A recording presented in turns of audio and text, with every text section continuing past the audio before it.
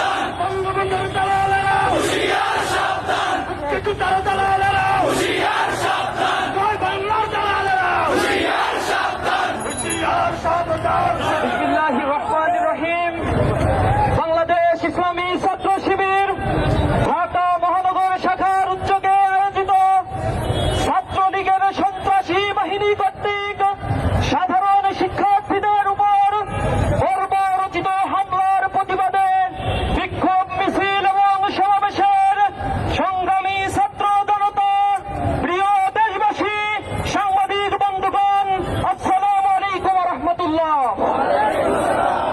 প্রিয় ছাত্র জনতা, আপনারা অবগত আছেন বিগত কয়েকদিন যাবত বৈষম্যমূলক কোটা সংস্কারের দাবিতে সাধারণ ছাত্ররা সারা বাংলাদেশে তীব্র গণ আন্দোলন করছে।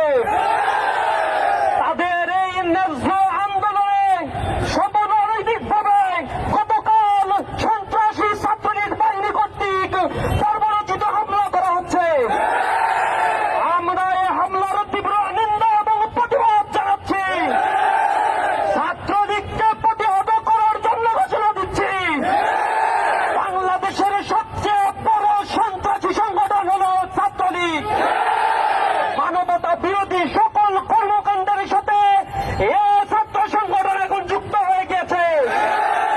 চাঁদাবাজ, ধর্ষণ, ছিনতাই, গুম, হত্যা, মাদকের অভয়ারণ্য, মানুষের সম্পদ লুণ্ঠন থেকে শুরু করে এহেন কোন খারাপ কাজ নাই যা ছাত্রলীগ করছে না। সরকারের কাছে উদাত্ত আহ্বান জানাই, ছাত্রলীগকে অনতি বিলম্বে বিশেষ ট্রাইব্যুনাল গঠন করে নিষিদ্ধ ঘোষণা করতে হবে। অন্যথায় ছাত্র জনতা দুর্বার আন্দোলন গড়ে তুলে বাংলাদেশে এ দলকে নিষিদ্ধ করবে। আমরা গতকাল দেখেছি ঢাকা বিশ্ববিদ্যালয়ে, জগন্নাথ বিশ্ববিদ্যালয়ে, জাহাঙ্গীরনগর বিশ্ববিদ্যালয়ে যেখানে মেধার চর্চা হয় সেখানে রক্ত ঝরেছে। আমার বোনেদের উপরে হামলা করা হয়েছে। গতকাল যে রক্ত ঝরেছে এটা রক্ত ঝরানো নয়, এটা স্বৈরাচার কর্তৃক শাসনকৃত এ স্বাধীন বাংলাদেশের এক প্রতিচ্ছবি মাত্র। জনগণের অধিকার নাই, ভোটাধিকার নষ্ট করেছে। মৌলিক মানবিক সাংবিধানিক অধিকার চাইতে গেলে রক্তাক্ত হতে হয়। ইসলামী ছাত্র শিবির হুঁশিয়ার উচ্চারণ করে দিচ্ছে, ছাত্রলীগের গুন্ডারা তোমরা লাগাম দাও, অন্যথায় ছাত্র জনতা এই বাংলায় তোমাদের কবর রচনা করবে। সকলকে আজকের এই বিক্ষোভ মিছিল পরবর্তী সমাবেশে উপস্থিত হওয়ার জন্য অসংখ্য ধন্যবাদ, মোবারকবাদ জানিয়ে আমার কথা শেষ করছি। আসসালামু আলাইকুম ওয়া রাহমাতুল্লাহ।